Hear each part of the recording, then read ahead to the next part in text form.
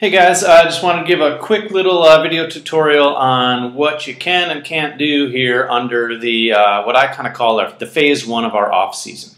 Now, the phase one of off season is basically the time from March 1st until the NFL draft. There's not a whole lot going on in the National Football League, and there's not a whole lot going on here. This is kind of the night of the NFL draft is when is our first deadline. You have to identify who you're going to tag, if you're going to tag anybody, and you have to be under the salary cap and meet all roster restrictions. Right now, until then, there's no salary cap or roster restrictions. That means you can be $40 over the cap and have 25 players on your team. That means that night, though, of the NFL draft, you have to be under the cap and you have to meet roster restrictions. Now, keep in mind, the minimum rosters are 20 players, and each empty roster slot is $1. That's the minimum player. So if you have 19 players on your roster and you're at $140, you're technically $1 over the salary cap because you have to have a player in that empty roster. Also, keep in mind, you have to be able to meet all roster restrictions. So if you get, I don't know, you trade for a coach or something crazy like that, and you have two coaches, you're going to be over the roster. So you have to get that done by then. Also, that's the night you have to decide your tags, and I will get more into the tagging later. Now, what you can do, you can trade, and you can do the waiver wire, and you can drop players. When you drop players, they go onto the waiver wire for a week, and you can claim them off the waiver wire.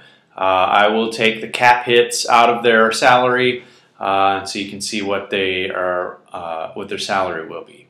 Now, between now and our draft, which is June, everything in this league is designed to take a week. So players will be on the waiver wire for a week. The reason that is I know it's boring, and I know it just takes a lot of time for somebody to clear waivers or whatever. But I just think that's the fairest way to do it. Between now and our college draft, you only have to sign on to the league once a week. I think that's fine for the off season. So if you come into the league's website once a week, you won't miss anybody on waivers. Or once we get into our auction, you won't miss an auction. So on the waiver wire, just use the waiver button. We don't use that acquire free agent button. It's just a different setting that I really can't turn off. It's connected to the waiver button. So also, you can restructure players. The way that works is if you have a player who's in the second to last year or last year of his contract, he will play you can restructure his contract. What that means is he'll take a little long-term, he'll take less money up front for a long-term deal. So he will play next year at 70% of his current salary for a 5-year contract. And he will play at 15% of that total guaranteed, or excuse me, the total contract value will be the cap hit if you trade or move him. Also, there's two holdout players. One has been taken care of, Jamal Charles, and I believe the other is a tight end for Dr. Cube. So there's really not a whole lot of holdouts this year.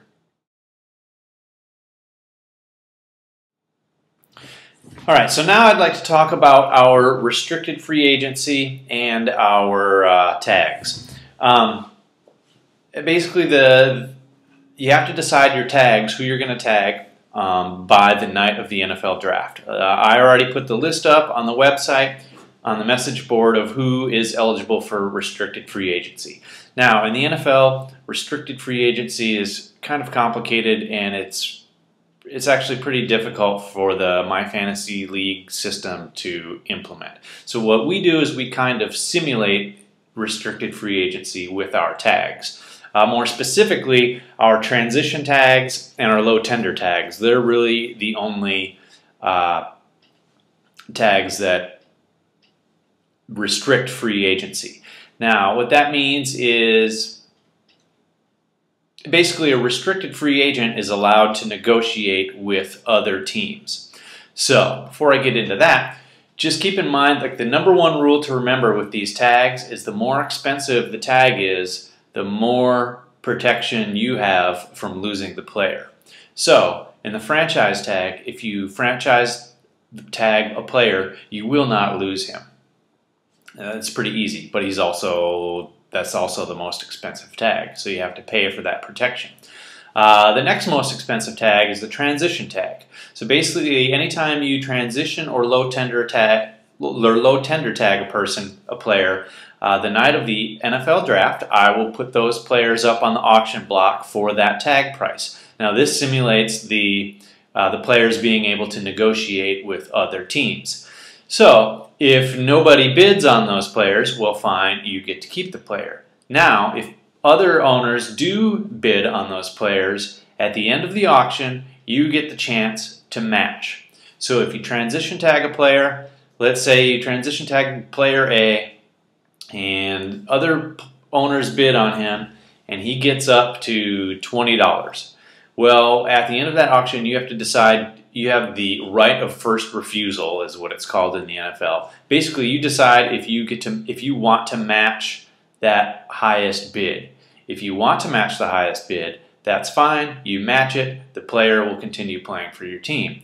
If you decide not to match it, then for a transition tag, you get a first-round draft pick at the end of the first round from the AFFL as compensation for losing your tagged player. The low tender is a little different.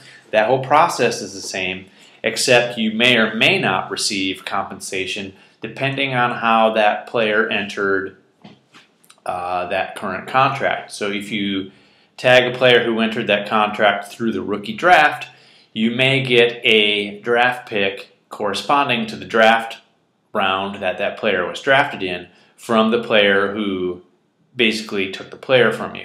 Basically, it's like a forced trade. In order for the team to take that restricted player off your team, he has to give up a pick corresponding to when that player was picked in the draft. Obviously, if he doesn't have that pick, then he can't make the bid on the low tender in the first place. So, on the restricted free agent message board, Steve has put together a really good breakdown that's a little more in-depth than what I just gave. But kind of the number one thing to remember is the more you pay for the player, as far as the tag is concerned, the more protection you will or will not receive if you lose the player to restricted free agency. Anyway, my next video tutorial will come out sometime around probably a week or so before the NFL draft, and that will kind of go through our auction system, and I will explain to everyone how to use the auction system. And again, everything at this time of the year takes about a week. So if you log on to the website once a week, you're going to be fine. You don't have to be like me and some of these other guys who check the league 4, 5, 6 times a day. Even sooner or later, I'll take a week break from the website myself. So anyway, enjoy your summer, enjoy your off season, and do some trading.